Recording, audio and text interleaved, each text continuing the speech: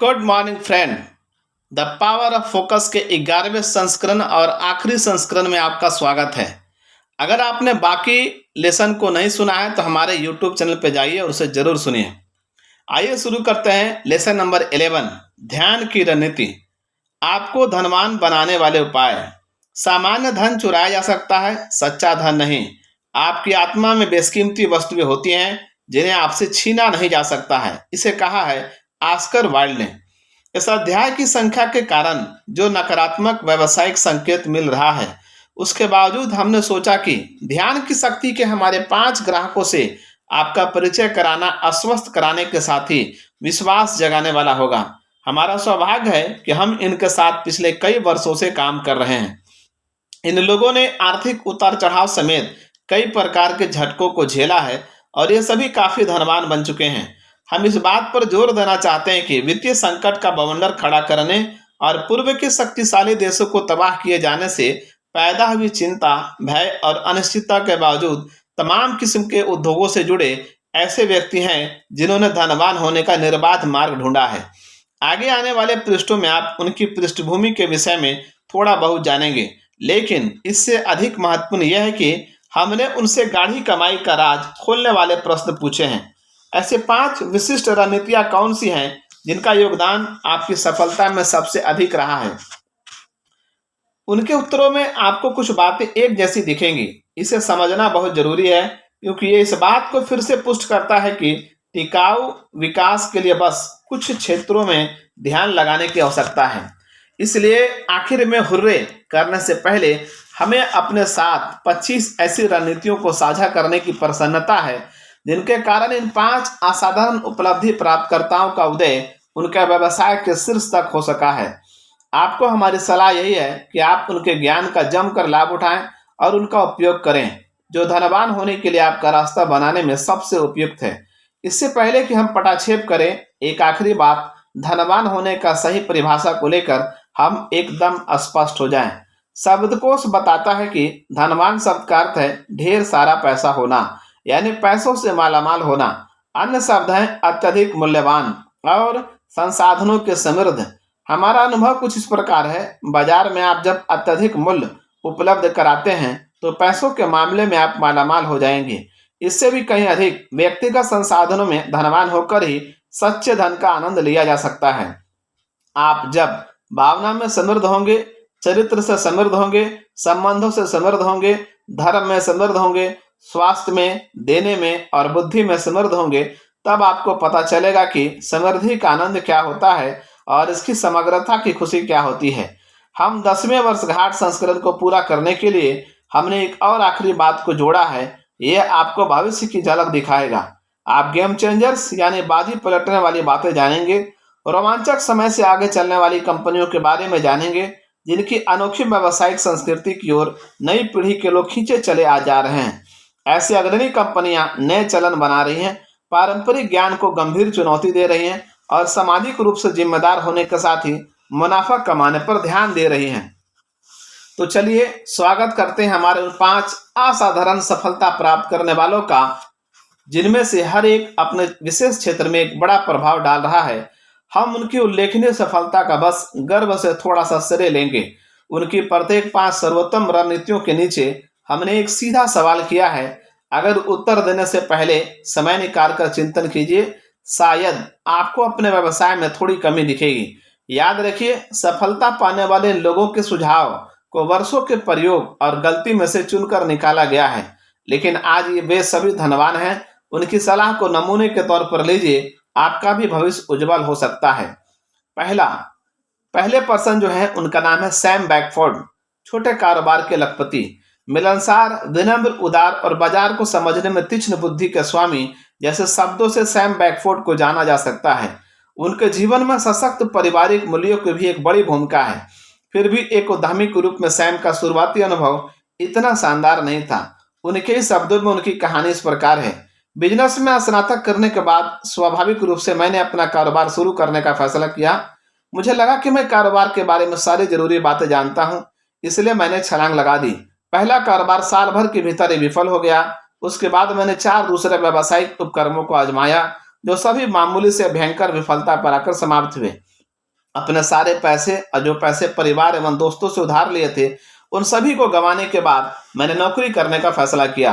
वो नौकरी 6 महीने भी नहीं चल सकी और मुझे निकाल दिया गया। मेरी पत्नी एक यूनिवर्सिटी में पियानो सिखाती थी और हम एक म्यूजिक टीचिंग स्टूडियो शुरू करने पर विचार कर रहे थे। शुरुआत में मैंने इस विचार को इस कारण खारिज कर दिया क्योंकि मुझे नहीं लगता था कि इस तरह के कारोबार के सही मायने में पैसा कमाया जा सकता है। फिर भी हमने ये तय किया कि अगर इस कारोबार में थोड़ा बहुत भी पैसा मिल जाए तो कम से कम कंधे बंधे बंधे समय वाले नियमित नौकरी से तो अच्छा ही होगा। इस कारोबार की शुरुआत हमने $50 खर्च कर फोटोकॉपी की नई पर्चियों से की, जिन्हें हम 3000 घरों के दरवाजों पर गिरा कर आए। हमारे पास दुकान को लीज पर लेने के लिए पैसा नहीं था, इसलिए हमने शाम के समय के लिए एक स्थानीय प्राइमरी स्कूल की जगह को किराए पर लिया। कुछ महीने बाद कारोबार थोड़ा थोड़ा चलने लगा और हमारे पास कारोबार करीब 80 छात्र हो गए। फिर हमने कारोबार के लिहाज से एक अस्थायी जगह देखना शुरू किया। कमर्शियल प्लाजा के एक मालिक ने हमसे मुलाकात की और लगता था कि हमारा धंधा चल नहीं सकता। उसने हमसे कहा कि अगर हम सफल होना चाहते हैं तो कोई दूसरा व्यवसाय कर लें, जैसे कोई रेस्टोरेंट खोल लें। आखिरकार हमें एक दूसरे पुराने प्लाजा की दूसरी मंजिल पर 600 वर्ग फीट की सस्ती जगह मिल गई। हमने अपनी सारी ऊर्जा अपने छोटे से कारोबार को सफल बनाने पर लगा दी। मैंने हर हफ्ते कम से कम एक पुस्तक पढ़ना शुरू किया, जिससे कि छोटे कारोबार को सफल बनाने के बारे में सब कुछ सीख सकूं। द मिलेनियर नेक्स्ट डोर नामक पुस्तक पढ़कर मैंने सीखा कि अधिकांश लखपतियों ने नीरस उबाऊ साधारण कारोबार को शुरू कर खूब पैसा बनाया। उस एक जानकारी ने मेरे अंदर यह विश्वास जगाया कि हम सफल हो सकते हैं और अपने छोटे कारोबार से एक दिन लखपति भी बन सकते हैं। अगले साल हमने एक और जगह पर अपना संस्थान खोला और म्यूजिक सिखाने के प्रोग्राम में डांस क्लास भी जोड़ा। हमने अंदाजा लगाया कि परिवार के लोग अगर क्लास में आते हैं तो क्यों न हम उन्हें कुछ और क्लासेस का ऑफर दें। हम अपने कारोबार को सफल बनाने के लिए लगातार सीखते, पढ़ते और ध्यान लगाते रहे। कुछ साल बाद हमने तीसरी जगह पर भी अपना व्यवसाय शुरू कर दिया। किराए पर जगह लेने के बजाय हमने एक छोटे से व्यावसायिक गोदाम को खरीद लिया। उस पहली खरीद के बाद हमें लगा कि हमारे स्टूडियो के लिए सही अवसर क्या है, वाणिज्यिक रियल एस्टेट का स्वामित्व। अगले 10 वर्षों के दौरान हम विभिन्न रचनात्मक वित्तीय रणनीतियों का उपयोग कर $90 लाख से भी अधिक की वाणिज्यिक संपत्ति हासिल कर चुके थे। ये इस बात को ध्यान में रखते हुए बहुत बड़ी छलांग थी कि हमने जब अपनी पहली वाणिज्यिक संपत्ति खरीदी तब तक अपना घर भी नहीं खरीद सके थे। साथ ही अपने व्यवसाय को अधिक जगहों पर विस्तार देने के लिए फ्रेंचाइजी के बजाय हम अपने आइडिया को दूसरे डांस और म्यूजिक स्टूडियो के साथ शेयर करने लगे। यह स्टूडियो बिजनेस से भी बड़ा बिजनेस साबित हुआ। उत्तरी अमेरिका में 22,000 से भी अधिक स्टूडियो हैं। उनमें से कई शिक्षित करने में बहुत अच्छे थे, लेकिन कारोबार करने में बेहद खराब। ऐसे आइडिया जिससे हमें मदद मिली थी, उन्हें शेयर करने से उन्हें भी मदद मिली और हमारा भी फायदा हुआ। वर्ष 2006 में हमने एक प्रॉपर्टी खरीदी और अपने सपनों का घर बनाया, जिसमें एक विशेष कोचिंग सेंटर भी था। मैंने उस प्रॉपर्टी को क्रिएटर्स लैंडिंग नाम दिया है, जहां से मैं लोगों को बताता हूं कि अपने व्यवसाय को कैसे बढ़ाएं, रियल एस्टेट खरीदें और अर्ध सेवानिवृत्तों जैसे दिनचर्या के साथ जिए। अधिकांश सप्ताह में मैं हर हफ्ते औसत रूप से 15 से 20 घंटे काम करता हूं। बाकी का समय मैं बच्चों के साथ बिताता हूं, जिन्हें मैं घर पर शिक्षा दिलाता हूं, ताकि हम हर साल 6 से 7 बार घूम कर आ सकें। मुझे लगता है मेरी सफलता का मुख्य कारण उस अवसर पर ध्यान लगाने का फैसला था जो मेरे सामने था। अधिकांश मामलों में सफलता आप जितना सोचते हैं उससे बहुत अधिक करीब होती है। सैम अपनी अद्भुत सफलता पर आधारित एक पुस्तक रिलीज करने जा रहे हैं, जिसका शीर्षक है the small business wealth triangle, the ultimate strategy to semi retire faster, richer and happier. छोटे कारोबार का दौलत त्रिकोण, तेज अर्ध सेवानिवृत्त, समृद्ध और खुशहाल की श्रेष्ठ रणनीति। इस त्रिकोण की 3 मुख्य बातें हैं। पहला, आपका प्राथमिक कारोबार, अपने समय का कम से कम उपयोग कर कैसे इसे मुनाफे के साथ चलाएं। दूसरा, आपका वैकल्पिक कारोबार, जिसे आप मस्ती के लिए करते हैं, जो करने में आपको आनंद आता है, जो लाभप्रद भी हो सकता है। तीसरा, रियल एस्टेट, उस इमारत या इमारतों का स्वामित्व जिसमें आपका प्रमुख व्यवसाय चल रहा है। सैम बैकफोर्ड अपने पैरों पर खड़े हुए एक सच्चे लखपति हैं, जो जीवन को भरपूर जीते हैं, कारोबार को आसान रखते हैं और अपनी सफलता को लेकर विनम्र हैं। व्यवसाय और जीवन को लेकर उनकी ईमानदार स्वाभाविक सोच लालच से प्रेरित उद्यमियों और राजनीतिज्ञों से भरे संसार में एक ताजगी भरा बदलाव है जो आए दिन गलत कारणों से सुर्खियों में आते रहते हैं। लगे रहो सैम। सैम बैकफोर्ड की सफलता की 5 सर्वश्रेष्ठ रणनीतियां। प्रत्येक रणनीति के नीचे के प्रत्यक्ष प्रश्न पर विचार करें। प्रश्न नंबर 1, बड़ा सोचें लेकिन आज छोटे से शुरुआत करें।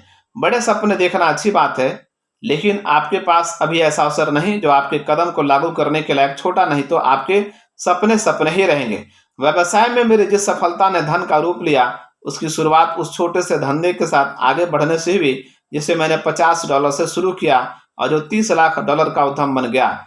मैंने कुछ बड़ा करने तक, सब कुछ जुट जाने तक का इंतजार नहीं किया। मैं ऐसे लोगों को जानता हूं जो हमेशा हसीन सपने देखते हैं या बड़ा हाथ मारने की सोचते रहते हैं, लेकिन उस पर काम नहीं करते, जिसे वे आसानी से प्रारंभ, नियंत्रित और विकसित कर सकते हैं। प्रश्न, क्या आप अल्पकालिक लक्ष्यों पर केंद्रित कार्रवाई कर रहे हैं और वे किसी बड़ी सोच के साथ जुड़े हुए हैं? सवाल नंबर 2, हासिल करने से पहले उसे देने का फैसला कीजिए। मैंने जिस साल अपने व्यवसाय से पहली बार बड़ा पैसा बनाया, उस साल चर्च और परोपकार के लिए $1 लाख दान करने का फैसला किया, जबकि मेरे पास उतने पैसे आए भी नहीं थे। उस साल ऐसा लगा पैसा अपने आप ही मेरे पास आ रहा है। ऐसा क्यों? मुझ में अपराध बोध नहीं था, सफलता का भय या पैसे की इच्छा को रखने को लेकर उसके लायक होने या ना होने का मामला नहीं था। पैसा केवल मुझे अमीर बनाने के लिए नहीं कमाया जा रहा था, बल्कि दूसरों की मदद के लिए था। आप जब किसी लक्ष्य के प्रति संकल्प कर लेते हैं तो आपसे बड़ा है तो आपके प्रयास के अनुसार आने लगता है। प्रश्न, क्या आप दूसरे जरूरतमंदों की मदद के लिए पर्याप्त योगदान कर रहे हैं? पॉइंट नंबर 3, अपने लक्ष्य का चुंबक बनाइए। सफलता को लेकर मेरा पसंदीदा वाक्य है, आप जो चाहते हैं उसे याद रखना अनुशासन है। हर दिन लक्ष्यों को लिखना और उनके बारे में सोचना आपको उनके करीब ले जाता है। मेरे पास जब ऐसी 3 गतिविधियों के विकल्प होते हैं जिन्हें मैं कर सकता हूं, तो मैं खुद से पूछता हूं, ये गतिविधि मुझे मेरे लक्ष्य के करीब ले जाएगी या नहीं? यदि आप खुद से यह प्रश्न रोज पूछते हैं तो आप उस वर्ष का समापन इतने अधिक लक्ष्यों को हासिल करते हुए करेंगे जितना आपने सोचा भी नहीं होगा। प्रश्न, क्या आप अपने सबसे महत्वपूर्ण लक्ष्यों को रोजाना पढ़ते हैं? पॉइंट नंबर 4, कमाई करना सीखिए। यदि आप अपने साथियों से अधिक सीखना चाहते हैं तो आप कमाई में भी उन्हें पीछे छोड़ देंगे। मैं अपने क्षेत्र में किसी भी व्यवसायी को होड़ में पीछे छोड़ सकता हूं क्योंकि मैं उनसे अधिक सीखना चाहता हूं।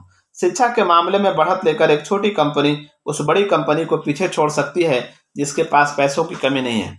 10 साल पहले जब मैंने अपना व्यवसाय शुरू किया और मैं काफ़ी बड़े पैसे वाली कंपनी से प्रतिस्पर्धा में था, तो मैंने तय किया कि मुझे अधिक जानकारी जुटाकर बढ़त लेनी है। मैंने व्यवसाय, बिक्री, मार्केटिंग और ऐसी हर चीज़ पर लगभग 700 पुस्तकें पढ़ी जिनसे मुझे उनसे अधिक जानकारी मिले। आज मेरी कंपनी आगे है और उनकी कंपनी उसी जगह पर खड़ी है जहां 10 साल पहले थी। मैं जिन पुस्तकों को पढ़ता था या जिस कोर्स को मैंने किया और जिन सेमिनारों में मैं शामिल हुआ, उन पर मेरा एक अधिकार नहीं था। मैंने बस शिक्षा में निवेश करने का फैसला किया। ग्रीन बे पैकर्स के मशहूर प्रशिक्षक विंस लॉम्बार्डी ने एक बार कहा था, जीत के लिए तैयार होने की इच्छा जीतने की इच्छा से अधिक महत्व रखती है। अधिक प्रशिक्षण, समय निकालने के लिए तैयार रहिए और व्यवसाय के क्षेत्र में आपकी और अधिक जीत होगी। प्रश्न, क्या आप प्रतिदिन 30 मिनट या उससे अधिक समय कुछ सार्थक या प्रेरक पढ़ने के लिए निकालते हैं? पॉइंट नंबर 5, राह पर लौटने के विशेषज्ञ बनिए। जीवन में कुछ घटता ही रहता है। कई बार आप राह से भटक जाएंगे, कभी कभी तो दिन में कई बार ऐसा होगा। जब कभी कोई अप्रत्याशित घटना आपकी गति को रोके, तब दोबारा से काम में झटपट लौटने वाले विशेषज्ञ बनिए। जब कोई व्यवधान उत्पन्न हो तब कभी मत सोचिए कि दिन बर्बाद हो गया। काम में दोबारा जुट जाइए और जब ऐसा लगे भी कि आप आगे नहीं बढ़ पा रहे हैं, तब भी अपने लक्ष्यों की दिशा में काम करते रहिए। प्रश्न, आपको जब भी झटका लगता है तब आप कितनी तेजी से वापसी करते हैं? इसमें सुधार कैसे लाया जा सकता है? अधिक जानकारी के लिए देखें www.creatorslanding.com। मिलते हैं उस दूसरे महान शख्सियत से जिनका नाम है करेन स्टीवर्ट।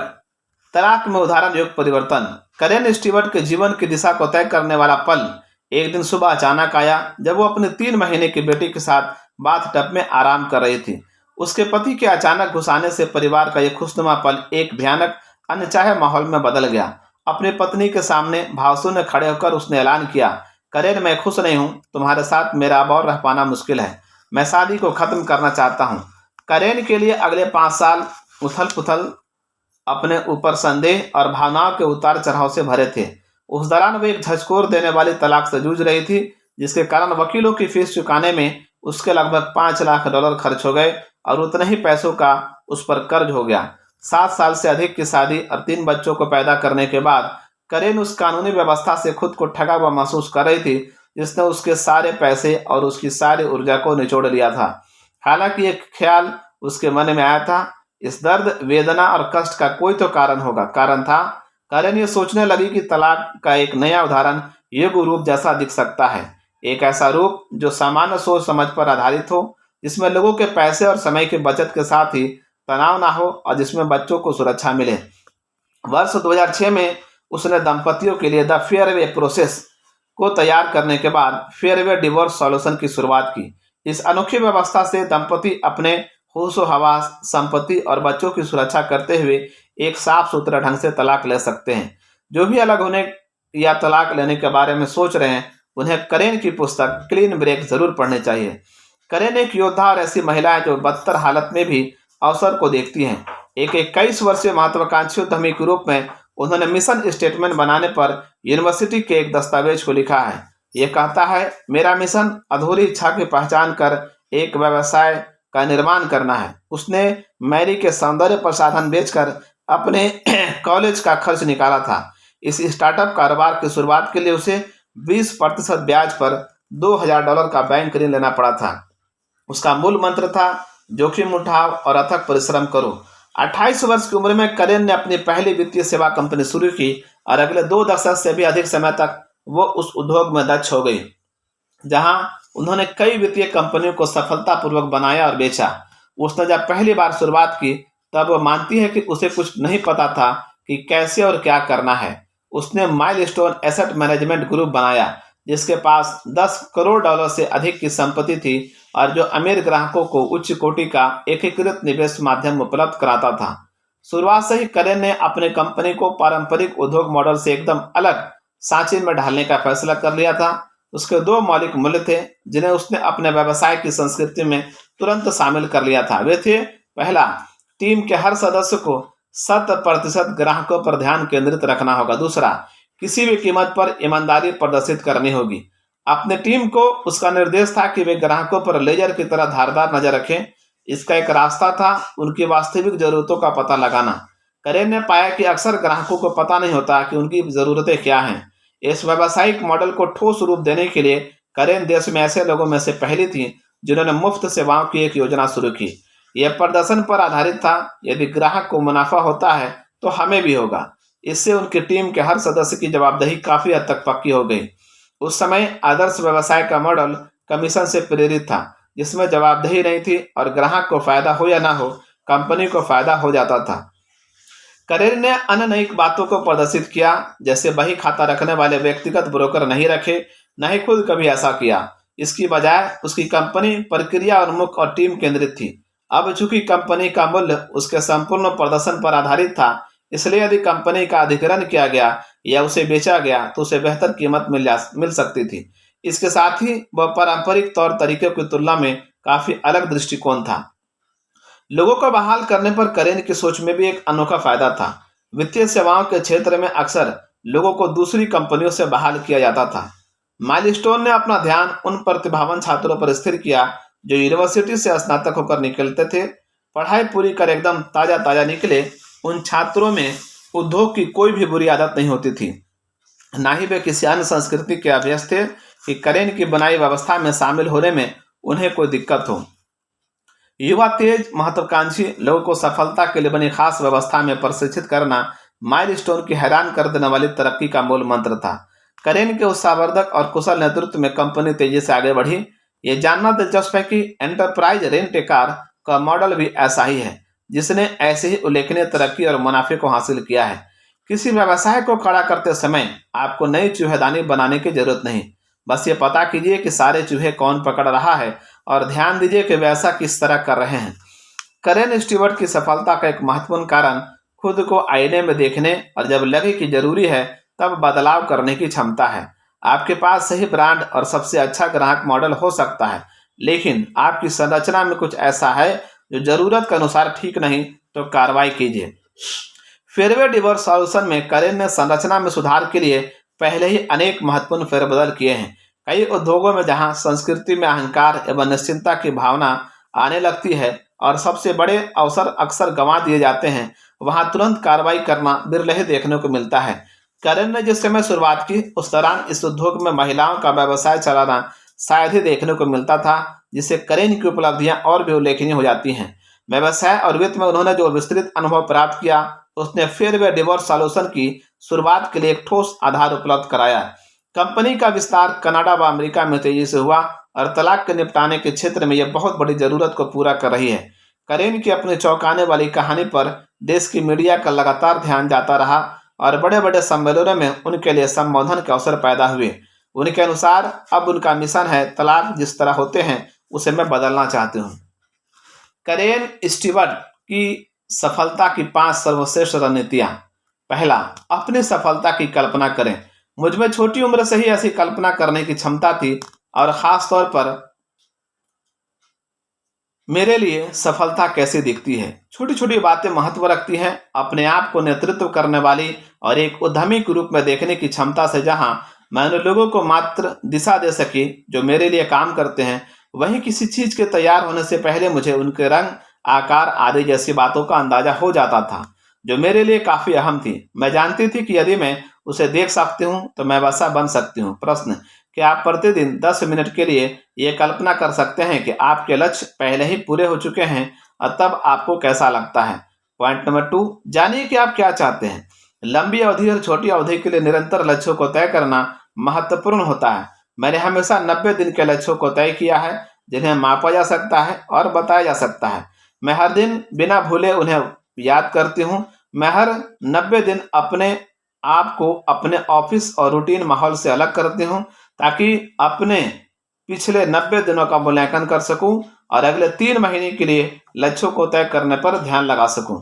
प्रश्न, क्या आप हर 3 महीने पर अपनी उपलब्धियों को मापने, फेरबदल करने और अगले 90 दिनों की योजना बनाने के लिए योजना बनाने और समीक्षा का दिन निर्धारित करते हैं? पॉइंट नंबर 3, एक गैर समझौतावादी मूल्य प्रणाली बनाएं। आज के तेज और बेहद चुनौती भरे कारोबार तथा जीने के संसार में हमारे मूल्यों पर सवाल उठ सकते हैं और हमें समझौता करना पड़ सकता है। मेरी मूल्य प्रणाली मेरी आंतरिक मार्गदर्शक है, जो ये सुनिश्चित करती है कि मेरे लिए मेरे परिवार, मेरी निष्ठा, मेरा व्यवसाय, मेरे दोस्तों और सबसे अधिक मेरी आत्मा के लिए जिन बातों का महत्व होता है, उनके साथ कभी समझौता ना हो। मैं जानती हूँ कि मेरी प्राथमिकताएं क्या हैं और इस कारण मेरे लिए जब जरूरी हो तब नहीं कहना आसान होता है। प्रश्न, क्या आप अपने सबसे महत्वपूर्ण 5 मूल्य जानते हैं? पॉइंट नंबर 4, संतुलन बनाएं और मौजूदा पल में जिए। मैं सही भोजन करती हूँ, व्यायाम करती हूँ, मैं आध्यात्मिक और लगभग रोजाना उसके विषय में अध्ययन करती हूँ, मैं मजे करती हूँ और सबसे महत्व की बात यह है कि मेरा हृदय प्रेम से भरा है। लोग मेरे जीवन को देखते हैं और अक्सर पूछते हैं कि मैं ऐसा कैसे कर पाती हूँ। यह आसान है। मैं वर्तमान में जीती हूँ, मैं व्यवस्थित हूँ, मैं काम दूसरों को सौंपती हूँ और अपने आप को बहुत अधिक गंभीरता से नहीं लेती। प्रश्न, अपने जीवन में बेहतर संतुलन के लिए आप ऐसी कौन सी एक चीज तुरंत कर सकते हैं? पॉइंट नंबर 5, जीवन भर सीखने वाले बने। मैं स्पंज की तरह हूँ। मैं हर साल 50 से अधिक पुस्तकें पढ़ती हूँ। मैंने सीखा है कि मायने ये नहीं रखता कि आप क्या जानते हैं, बल्कि यह कि आप क्या नहीं जानते। यह महत्व रखता है आप जाने कि आपको क्या पूछना है। अकल वह ज्ञान है जो बताती है कि आप क्या नहीं जानते। मुझे बहुत कुछ सीखना है और मुझे यह अच्छा लगता है। प्रश्न, इस समय कौन सी पुस्तक आपकी सही मदद कर सकती है? जाइए पता कीजिए।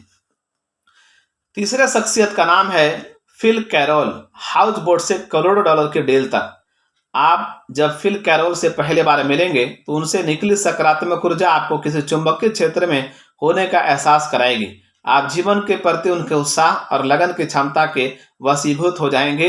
ये करिश्मा उनके 6 फीट की कद काठी और एरिजोना के फिनिक्स में बीते 10 वर्षों के रहने के कारण धूप से तपी उनकी त्वचा से और भी बढ़ जाती है। फिल का तो जन्म ही जैसे उद्यमी बनने के लिए हुआ था। सुबह 5 बजे पड़ोस में अखबार बांटने वाले एक युवक के तौर पर काम की शुरुआत ने उन्हें सुबह सुबह निकल पड़ने और तेज दौड़ लगाने के गुर सिखाए। वो 20 साल से कम के ही थे जब उन्होंने फूलों की डिलीवरी का धंधा शुरू किया, जिसमें एक खास बाजार व अस्पतालों को चुना। वो फूल की कई दुकानों के लिए मनपसंद कैरियर वाले बन गए और अच्छा खासा पैसा कमाने लगे। फिल कहते हैं कि उनकी 3 सबसे बड़ी ताकत है बेचना, बेचना और बेचना। मैंने अपनी पत्नी को यह आइडिया बेचा कि उसे मुझसे शादी कर लेनी चाहिए, जो बिक्री का मेरा सबसे अच्छा काम साबित हुआ। 25 साल बाद भी यह बहुत अच्छी तरह चल रहा है। मैं हमेशा ही निवेशकों को आइडिया बेच लेता हूं और बड़ी पूंजी जुटाने तथा उसके प्रबंधन का काम सही तरीके से कर लेता हूं। साथ ही मैं बैंकों को भी सेवाएं बेच लेता हूं। बेचना हर कारोबार की जीवन रेखा होती है। आपको यह बात कभी नहीं भूलना चाहिए, कारोबार को चलाना और बाकी सब कुछ बिक्री के बाद ही होता है। फिल की ओर से की गई जो सबसे लोकप्रिय बिक्री में से एक थी, जिसने देश भर के मीडिया का ध्यान खींचा था, वह थी थ्री बॉयज हाउसबोट्स का गठन। उनके भाई रैंडी और सबसे अच्छे दोस्त डेव स्टीले इसके सह संस्थापक थे। इन सब की उम्र 20-22 के आसपास ही थी। तीनों युवकों ने महज 2 बोट के साथ बड़ी शुभ शुरुआत की। मार्केटिंग के नए तरीकों और बेहतरीन ढंग से बेचने की कला के कारण उनका स्टार्टअप कारोबार इतना चमका कि उनकी हाउसबोट कंपनी देश की सबसे बड़ी कंपनी बन गई, जिसमें निवेशकों ने 9 साल के दौरान हजारों बोट खरीदे। कंपनी बढ़ते हुए 400 कर्मचारियों और $3 करोड़ की कमाई तक पहुंच गई तथा 50,000 से भी अधिक छुट्टी मनाने वाले इसके ग्राहक बने। कारोबार को और बढ़ाने के लिए फिल ने झीलों में क्लब मेड का माहौल बनाया, जिसमें एक ऐसा स्वागत डेक बनाया गया जहां केवल उनके ही हाउसबोट किनारे पर लग सकते थे। किसी किसी रात तो वे अपने डेक को झील के किनारे बहुत बड़ी स्क्रीन लगाकर मूवी थिएटर में बदल देते थे। कभी कभी वो डांस फ्लोर भी बन जाता था। उनके प्रतिस्पर्धी हैरान थे क्योंकि उनकी नामों को उनका इस्तेमाल नहीं करने दिया जाता था। थ्री बॉयज के बारे में चर्चा तेजी से फैली, जो बेहतरीन बिक्री कौशल का एक और उदाहरण था। इस खास कारोबार का समापन तब हुआ जब सरकार ने निवेशकों के लिए कर कानून बदल दिया और बैंक ने उन 13 बंदरगाहों के लिए कर्ज नहीं देना चाहते थे जिन पर उनका स्वामित्व था। इस पर फिल के विचार इस प्रकार हैं। मैं 29 साल का था। मैंने काफी कुछ सीखा, खासतौर पर वित्त और विशेष रूप से नकद आने के बारे में। युवा उद्यमियों को उनकी सलाह है, कभी शॉर्टकट मत अपनाओ, अपने कारोबार को अच्छी तरह जानने में समय लगाओ।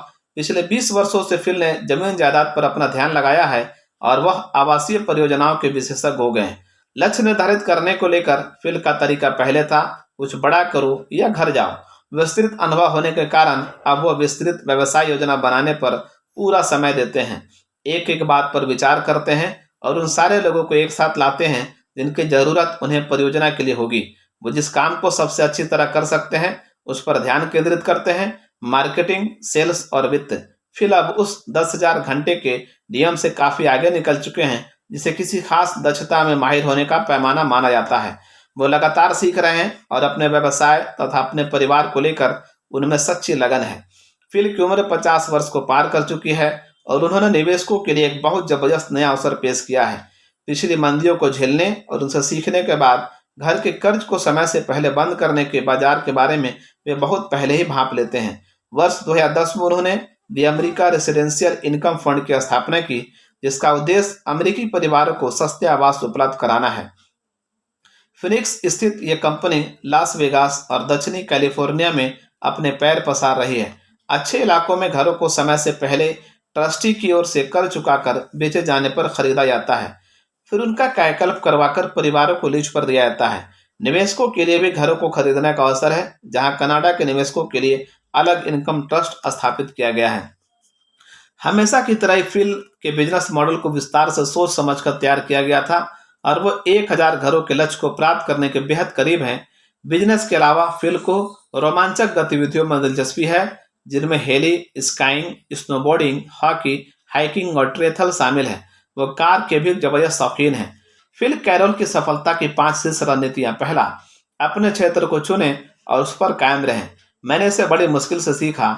उद्यमी के रूप में मेरे पास आइडिया की कमी नहीं थी और मैं हर उस चीज पर कूद पड़ता था जो मुझे आकर्षक लगती थी और जो अंततः अपने मुख्य विषय से भटका देती थी। जमीन जायदाद का व्यवसाय मेरी ताकत है, विशेष रूप से बड़ी बड़ी आवासीय संपत्तियां बेचना।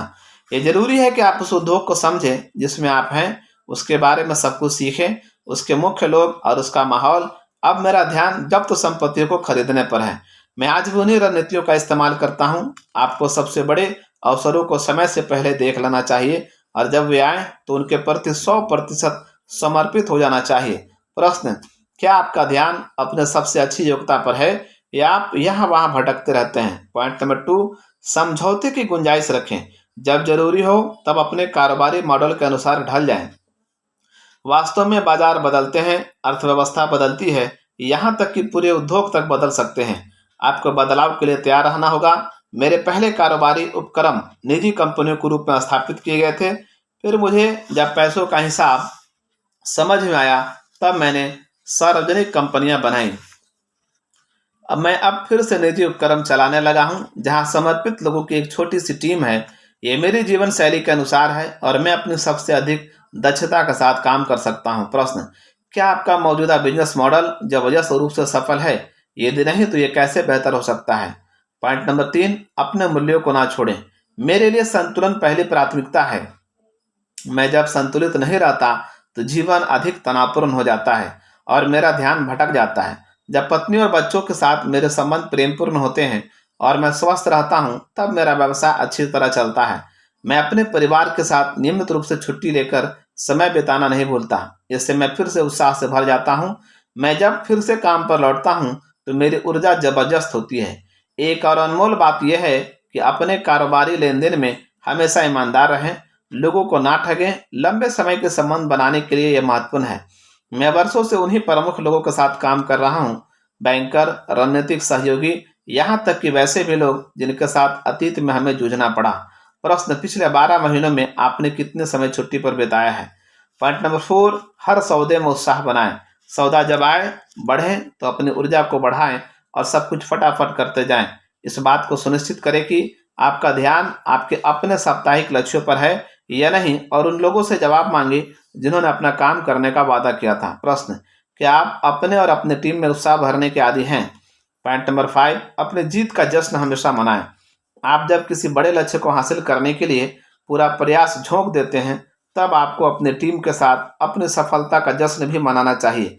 मैं हमेशा अपने लिए कुछ खास खरीदता हूँ, जैसे कोई नई कार या कोई बड़ी पार्टी देता हूँ। आपको मौज मस्ती करना चाहिए और हम तो करते ही हैं। प्रश्न: क्या आपने अपने अगले जश्न की योजना बना ली है? चौथी शख्सियत जो है उनका नाम है डेवी रोडक्विच। ज्वेलरी क्वीन के नाम से भी जाना जाता है इन्हें। शिकागो के दक्षिण हिस्से में जन्मी और पली बढ़ी डेवी रोडक्विच अपने माता पिता के 6 संतानों में सबसे बड़ी हैं। उनके पिता बीमा कारोबार में थे। उनके पास बहुत पैसा तो नहीं था, लेकिन परिवार में खूब आपसी प्रेम था। 12 साल की उम्र में एक सामान्य लड़की के रूप में डेवी का जीवन अचानक बदल गया। इस खबर ने पूरे परिवार को झकझोर रख दिया कि उनके पिता की हत्या कर दी गई है। उनकी मां को 2-2 नौकरियां करनी पड़ी। वो रोज सुबह 4 बजे जागती थी। डेबी पर लंच बनाने के साथ ही दूसरे बच्चों को तैयार कर स्कूल भेजने की जिम्मेदारी थी। पैसों की किल्लत थी और किसी को कुछ अधिक चाहिए होता था तो उसे इसके लिए काम करना पड़ता था। डेबी ने वेट्रेस का काम करना शुरू किया। एक किशोर के तौर पर स्कूल में उनका मन नहीं लगता था और अपने साथ पढ़ने वालों से वो कभी जुड़ नहीं पाई। अक्सर वो अपनी बातों से तरह तरह की नौकरियां हासिल कर लेती थी और चलता पुर्जासी हो गई।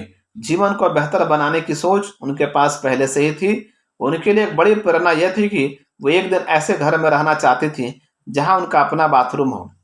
डेबी का पहला बड़ा निवेश अपने बहन के साथ मिलकर फूलों की एक दुकान खोलना था। उन्होंने बैंक से $35,000 का कर्ज लिया, जो उस समय में बहुत बड़ी राशि थी। डेबी का दृष्टिकोण था, यदि किसी और के उद्यम में और खुद पर दाव लगाने के बीच चुनना हो तो पहले मैं खुद पर दाव लगाऊंगी। डेवी को वास्तव में इस पर यकीन था कि वह यह ऐसा प्रयास था जो उनके जीवन को बेहतर बना देगा। फूलों के कारोबार ने उन्हें कई सबक सिखाए। उनका ध्येय था, हम अपने ग्राहकों के लिए जो भी कर सकते हैं सब करेंगे। इसमें सजावटी प्रदर्शन मुफ्त में उधार पर देना और क्रिसमस में बो बांधने की प्रशिक्षण शामिल थी। यह कारोबार 5 साल तक चलता रहा, लेकिन सब कुछ के बाद पैसा IRS वालों को ही मिल रहा था। कर्ज चुका दिया गया और दुकान बंद कर दी गई। डेवी ने एक अच्छे व्यक्ति माइक से शादी कर ली, जो उनसे 8.5 साल बड़े थे और स्टील उद्योग में उनका लंबा करियर था। उन्होंने परिवार भी बढ़ाया, लेकिन डेवी के मन में उठ रही इच्छा और ऊर्जा ने उन्हें प्रत्यक्ष बिक्री के धंधे में फिर से ला दिया। उन्होंने सीधे ग्राहकों को बिक्री करने वाली कपड़ा कंपनी शुरू की। इसमें कई स्तरों के माध्यम से सामान बेचे जाते थे और उनका बिजनेस मॉडल घर में होने वाली पार्टियों पर आधारित था। इस कारोबार पर और इसकी आय पर उनका कितना नियंत्रण होगा, इस पर सोचने के बाद उनका कहना था, मैं यह कर सकती हूँ, हाँ कर सकती हूँ। यह ऐसा युग था जब घरेलू पार्टियां बेहद लोकप्रिय हुई। दिलचस्प रूप से जब डेवी शाम की इन मित्र मंडलियों में से कुछ एक में अपने दोस्तों के साथ शामिल हुई तो उन्हें तंग कर देने वाली के तौर पर माना जाता था, जो प्रस्तुत करने वाले और उत्पादों की किसी न किसी तरह से आलोचना किया करती थी। अब वो इसके दूसरे छोर पर हैं, यानी बेचने की जिम्मेदारी संभालती हैं। शुरुआत करने वाले के तौर पर इस कारोबार में उन्हें एक प्रमुख कारण से सफलता मिली, जिसमें उन्हें अपने ऊपर वाले स्तर से मिलने वाले प्रशिक्षण निर्देशों का पालन करना होता था। दुर्भाग्य से वो कारोबार किसी और के हाथों में चला गया और डेवी ने देखा कि उत्पाद की गुणवत्ता बहुत तेजी से गिरने लगी। इसके साथ ही कपड़े मॉल की दुकान में सस्ती कीमत पर बिकने लगे। जल्दी वो धंधा भी बंद होने के कगार पर आ गया, जिसने उनके लिए अगला अवसर खोल दिया। डेवी के उत्साह और मैं ये कर सकती हूँ कि सोच तथा इसके साथ ही अपनी सेल्स टीम को सफल बनाने में पूरे जतन और ईमानदारी से मेहनत ने एक वितरक का ध्यान खींचा, जो फैशन ज्वेलरी बेचा करती थी। लेकिन डेवी की उसमें दिलचस्पी नहीं थी। यह भी वही पार्टी वाला मॉडल था। वो अपने लक्ष्यों को हासिल करने के लिए कुछ और ढूंढ रही थी। हालांकि वह वितरक हार मानने वाली नहीं थी। कई महीने तक लगभग हर दिन वो फोन करती रही, आओ और मेरी ज्वेलरी देखो, बस एक बार मेरी ज्वेलरी देख लो, बस यही उसका आग्रह रहता। एक दिन उस महिला से पीछा छुड़ाने के लिए डेवी ने हाँ कर दी और उससे मुलाकात की। पहली नजर में उसकी ज्वेलरी कुछ खास नहीं लगी, लेकिन उसने दो महत्वपूर्ण सवाल किए। पहला, आप कितना कमीशन कमा लेती हैं? दूसरा, आप अपने माल को कितने दिनों में बदल देती हैं? उत्तर था पहला 40%, जब आप एक टीम बना लेते हैं। दूसरा, साल में 2 बार। ये कई स्तरों वाले कारोबार से काफी अच्छा था, जहां कमीशन कम मिलता था और कपड़ों के माल को हर 6 हफ्ते में बदलना होता था। उनका आखिरी सवाल, जो एक अच्छा सवाल था, कंपनी कितनी दमदार है और उनका पिछला रिकॉर्ड कैसा है। उन्हें जब कंपनी की वार्षिक बैठक और सबसे अधिक बिक्री करने वाले लोगों को मिले पुरस्कार व सम्मान की तस्वीरें दिखाई गईं, तब डेवी हाँ कहने से खुद को रोक नहीं सकी। एक बार फिर मन ही मन उन्होंने कहा, मैं ये कर सकती हूँ, मैं जानती हूँ कि मैं इसे कर सकती हूँ। तो एक बार फिर $250 के शुरुआती सामान से धंधा शुरू हुआ, जिसके लिए पैसा बड़ी मुश्किल से आया। लेकिन डेवी के कदम नहीं रुके। उस समय इस कंपनी का नाम लेडी रेमिंगटन था, जिसे अब लिया सोफिया कहा जाता है। उन्हें यह पता ही नहीं था कि उनके साथ कौन जुड़ा है। डेबी रोडकिविच तेजी से शीर्ष पर पहुंची, जिनमें स्वाभाविक उत्साह और अपने तथा अपने परिवार के लिए बेहतर जीवन की गहरी इच्छा थी, जिनमें वह बाथरूम भी शामिल था, जिसका सपना वो अक्सर देखा करती थी। डेबी का काम काफी मुश्किल था, लेकिन उन्होंने अन्य कई उत्साहित महिलाओं को जोड़ा तथा कई वर्षों बाद आखिरकार उनकी अपनी आय भी 6 अंकों तक पहुंच गई। धंधे में तेजी से लेन देन बढ़ जाता है। कंपनी की अध्यक्ष की प्रेरणा से, जो ऐसा लक्ष्य निर्धारित करती थी कि उनकी आय 6 गुना बढ़ जाए, डेबी और उनकी टीम अब रुकने वाली नहीं थी। वर्ष 2010 में उनका कारोबार लगभग 10,000 लोगों को शामिल कर चुका था और उनका कुल राजस्व $10 करोड़ से भी अधिक था, जिसने मुख्य कंपनी की कमाई का 1/3 हिस्सा आता था। हर उद्यमी की तरह ही डेबी ने भी उतार चढ़ाव देखा। कभी कभी अपने टीम के प्रमुख लोगों को जाते देखा, तो कभी मंदी से जूझना पड़ा। उन्हें नॉन हाजरकिंस लिम्फोमा नाम की गंभीर बीमारी का भी सामना करना पड़ा, जिसने उनकी प्रगति को रोकने का प्रयास किया। अपने इस पुस्तक में जिन चैंपियनों के बारे में पढ़ा है, उनकी तरह डेबी एक जुझारू योद्धा है। यदि आप बड़े लोगों के बीच सफल होना चाहते हैं, तो एक आम लक्षण होता है। अपने टीम को वो कुछ उल्लेखनीय सुझाव देती हैं, जो इस प्रकार है। पहला, आपकी तरक्की जब नेतृत्व के स्तर तक हो जाती है, तो हाथ पर हाथ रखकर बैठिए। जिन कामों के चलते आप वहां पहुंचे हैं, उन कामों को करते रहिए। दूसरा, अपने पैसों को लेकर भी सोच विचार किया कीजिए। डेवी अक्सर अपने महीने की कमाई का 20% बचा लिया करती हैं। एक ऐसी आदत है जिसे उन्होंने उस समय सीखा था जब उनका परिवार मुश्किल दौर से गुजर रहा था। आप जब संघर्ष कर फलते फूलते हैं, तब आगे चलकर आपको पैसों की तंगी से आज़ादी मिल जाती है। शुरुआत में आपको अपने परिवार से थोड़ा समय दूर रहकर बिताना पड़ सकता है। यदि आप उद्यमी हैं, तो जबरदस्त संतुलन जैसी कोई चीज नहीं होती।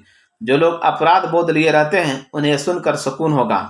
डेवी रोडकिविच की सफलता की 5 शीर्ष रणनीतियां। पहला, कर सकती हूं की सोच रखें। उद्यमी बनने की अपनी पूरी यात्रा के हर कदम पर मैं खुद से यही कहती रही, मैं ये कर सकती हूँ। ये नोट करने वाली बात है कि जब मेरा धंधा मंदा रहता था, तब पूरे संकल्प के साथ मैं ये कहा करती थी। उदाहरण के लिए, लिया सोफिया ज्वेलरी बिजनेस के शुरुआती दौर में ऐसे कई हफ्ते गुजारते थे जब मेरे पास कोई भी शो नहीं होता था। कोई भी शो पार्टियां होने का था, कोई धंधा ना होना। मैं ये कर सकती हूँ। अपनी मुलाकातों और बिक्री के अवसरों की व्यवस्था करने के लिए कोई आसान काम नहीं था, बल्कि इसकी सख्त जरूरत हम सभी को होती है। प्रश्न, आपका धंधा जब मंदा पड़ जाता है तो क्या आप खुद से कहते हैं मैं ये कर सकता हूँ, सकती हूँ? पॉइंट नंबर 2, पता लगाएं कि आप अपने जैसे लोग कैसे बना सकते हैं। आपका व्यवसाय जब फैलता है तब एक ऐसा समय आता है जब आप सब कुछ नहीं कर सकते। छोड़ देना मुश्किल होता है लेकिन अनिवार्य भी, खास तौर पर जब आपका व्यक्तित्व नियंत्रक जैसा है।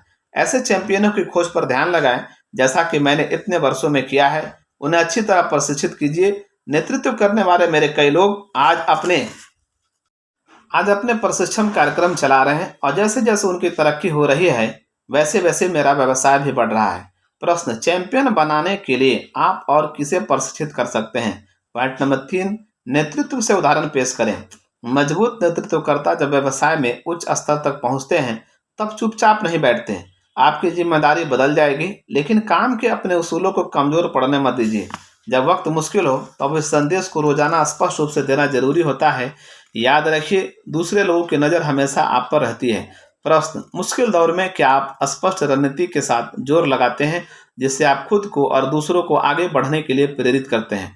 पॉइंट नंबर 4, अपने व्यवसाय में फिर से निवेश करें। मेरे भीतर हमेशा से ही अपनी आय का एक अच्छा खासा हिस्सा अपने व्यवसाय में फिर से डालने की आदत रही है। लालची मत बनिए। व्यवसाय में पैसा लगाने से मैं प्रशिक्षण और पहचान बनाने के अपने कार्यक्रमों को चला सकती हूँ, जिसमें 1500 से अधिक लोग शामिल होते हैं। बिना फिर से निवेश किए आप व्यवसाय को बढ़ाकर $10 करोड़ का नहीं बना सकते। ये असंभव है। प्रश्न, आप अपने व्यवसाय में कितना और कितनी बार दोबारा निवेश करते हैं?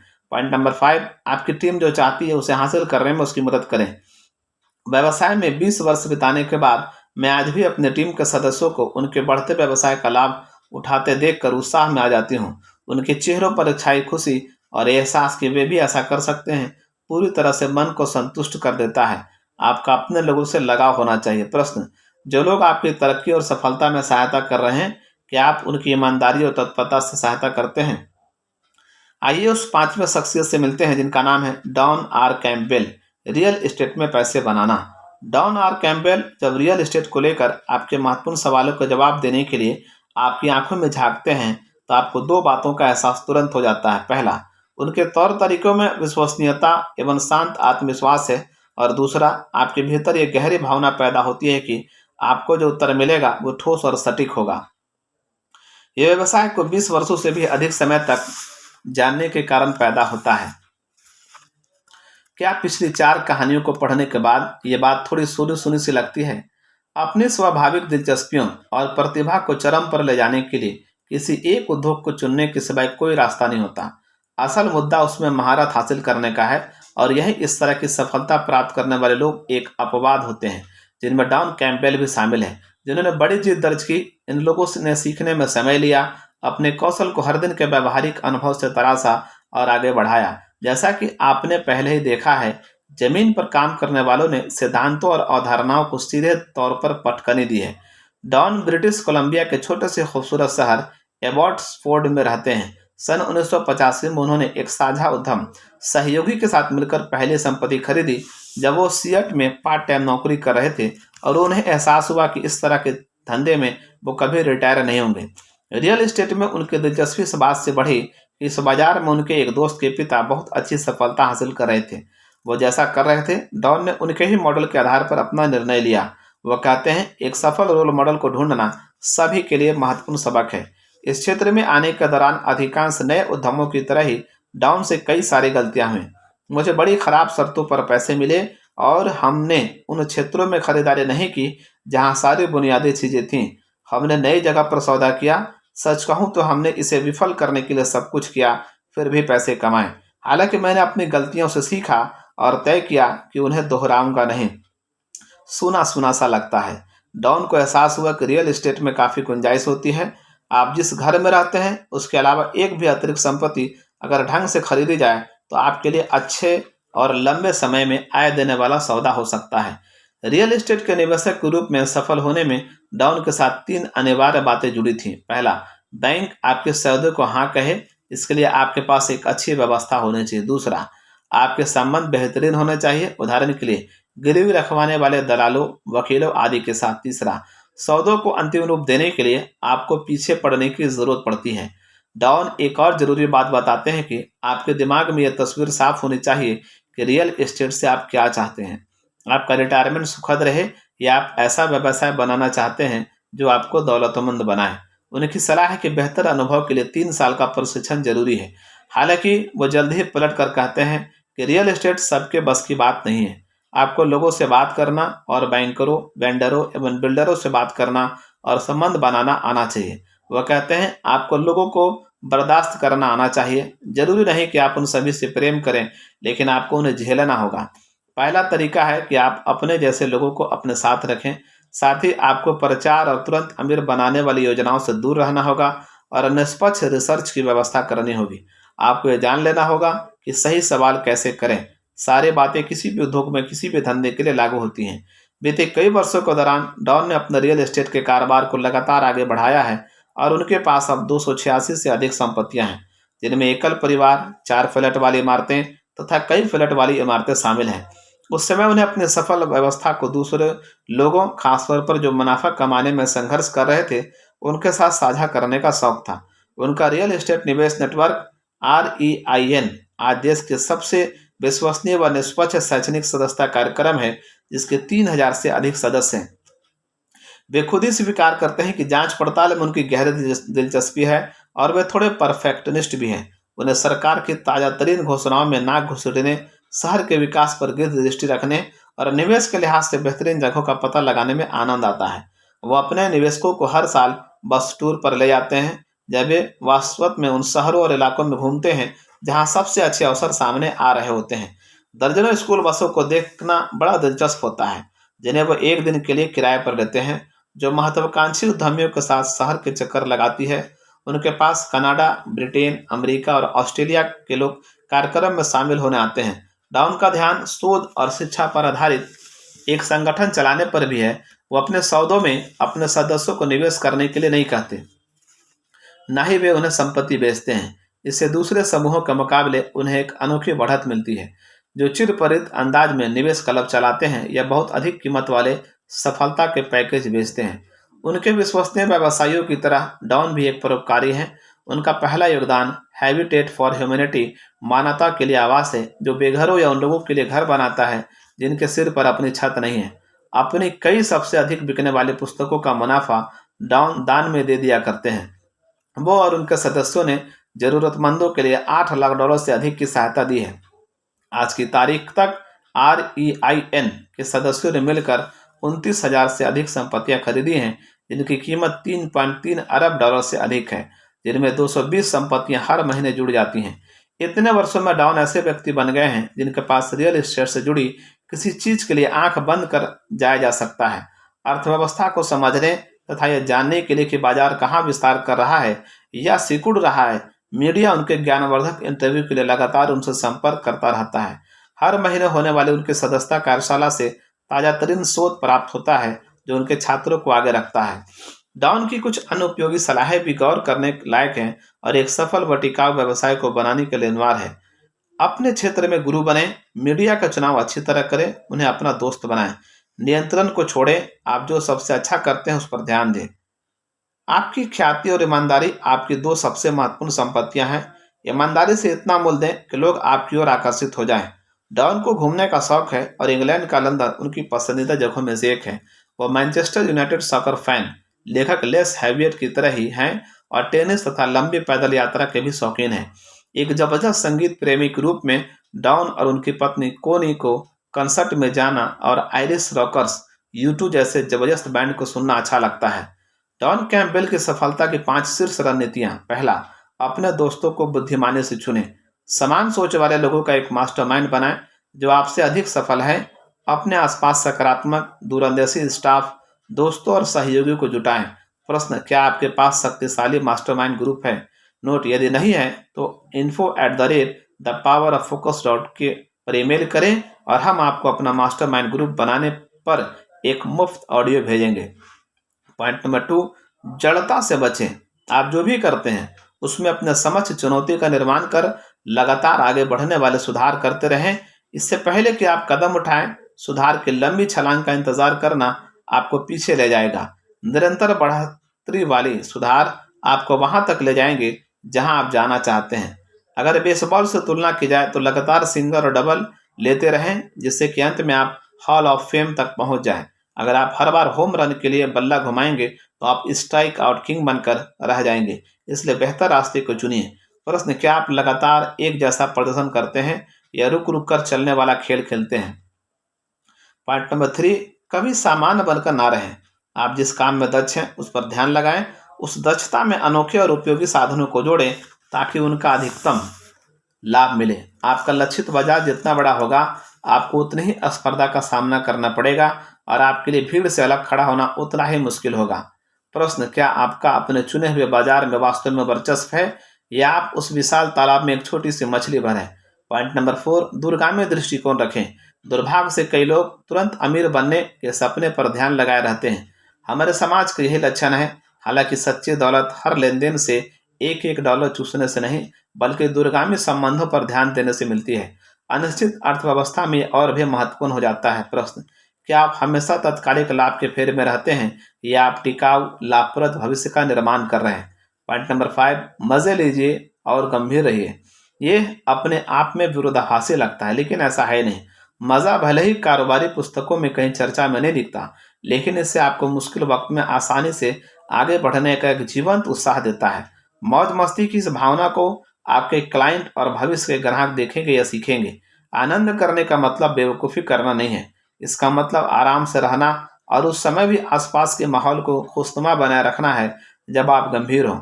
आप जब अपनी दक्षता के साथ गंभीर जानकारी को अच्छे और मनोरंजक तरीके से पेश करेंगे तो आपके साथ लेन देन करने वालों की कतार खड़ी हो जाएगी। आप चाहे किसी भी धंधे में हो, औद्योगिक बिक्री से लेकर सॉफ्टवेयर विकसित करने तक, मूल मंत्र यही है, ऐसे व्यक्ति बने जिसके प्रति लोग आकर्षित हों। प्रश्न, क्या आप इतने गंभीर हैं पहुंच से दूर वहां तक कि कभी कभी उबाऊ हो जाते हैं?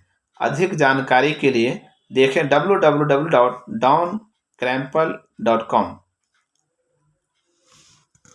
जनरेशन वाई और सामाजिक उद्यमिता आगे की राह। 29 वर्षीय एंड्रयू हैवेट जनरेशन वाई यानी तकनीकी युग में पैदा हुआ हर युवक है जो उद्देश्य से प्रेरित है और खुद को सामाजिक उद्यमी बताते हैं। यदि आप हैरान हैं तो हाँ, उनका संबंध लेखक लेस हैविट से है जो उनके पिता हैं। एंड्रयू की सफलता का दौर तब शुरू हुआ जब वो 21 साल के थे। उन्होंने अपने यूनिवर्सिटी के तमाम प्रतिभावान दोस्तों को उच्च पद वाले कैरियर में सफलता के लिए प्रयास करते देखा था, जो आखिरकार भावशून्य होकर पत्थर दिल निगमों में निरर्थक रूटीन के काम करते दिखे। इससे उदास होकर उन्होंने कई साल तक ये शोध किया कि क्यों 70% ग्रेजुएट अपने काम से ग्रेजुएट होने के महज 5 साल बाद ही असंतुष्ट हो जाते हैं। यह आंकड़ा हैरान करने वाला है। उन्होंने पता लगाया कि इन युवा स्त्री पुरुषों के अपने काम से खुश न रहने का एक कारण यह था कि उनके स्वाभाविक खूबी का उपयोग नहीं किया जा रहा था। वास्तव में कई तो यही नहीं जानते थे कि उनकी वास्तविक ताकत क्या है। इसके साथ ही कई ने यह भी स्पष्ट नहीं सोचा था कि उनके सपनों का करियर आखिर होगा क्या। इसकी बजाय उनका ध्यान किसी भी कीमत पर एक डिग्री हासिल करने पर था। उनके लिए सुंदर सा सर्टिफिकेट यह साबित करता है कि आप बुद्धिमान हैं और कुछ हद तक अनुशासित। खुद एंड्रयू ने भी यूनिवर्सिटी में बिताए 4 साल के दौरान लगभग यही गलती की। पहले 2 साल पढ़ने और योग्य होने के प्रति समर्पित थे, जैसा कि वे कहते हैं, मेरा पूरा ध्यान डिग्री पर था। फिर पढ़ाई आदि होने पर उन्होंने गौर करना शुरू किया कि उनके लिए कई तरह के पढ़ाई से इतर काम भी उपलब्ध हैं। वह विभिन्न प्रकार के बिजनेस क्लब, क्षेत्रीय व राष्ट्रीय सम्मेलनों में जा सकते थे और विदेश में प्रशिक्षण के लिए स्कॉलरशिप के आवेदन दे सकते थे। यह बहुत बड़ा खुलासा था। उनकी पढ़ाई के आखिरी 2 साल अनुभव केंद्रित थे, जब उन्हें देश विदेश में समान सोच वाले छात्रों से मिलने के लिए यात्रा का सुनहरा अवसर मिला। उन्हें कई सफल सीईओ और कारोबारी मालिकों से मिलने का भी अवसर मिला, जिससे वो अपने ज्ञान व अनुभव को और विस्तार दे सकें। इसका परिणाम इस रूप में सामने आया कि उन्हें इस बात की सटीक जानकारी हुई कि यूनिवर्सिटी की शिक्षा पूरी करने के बाद वह वास्तव में क्या करना चाहते हैं। उन्हें एहसास हुआ कि निश्चित रूप से वह एक चौकोर खाने में कैद होकर किसी बिना चेहरे वाले बड़े कॉरपोरेशन के साथ काम नहीं करना चाहते थे। इसकी बजाय वह कोस्टा चले गए, क्योंकि वहाँ की उष्णकटिबंधीय जलवायु और जीवन की धीमी रफ्तार अच्छी लगती थी। आज उनका उद्देश्य आईने की तरह साफ है, शिक्षा में उदाहरण स्थापित करने वाला बदलाव, युवाओं में उनकी सबसे बड़ी ताकत को स्पष्ट करने तथा उनके सपनों के कैरियर का पता लगाने के लिए उनके बीच जानकारी के खालीपन को भरना इसका एक अभिन्न हिस्सा है।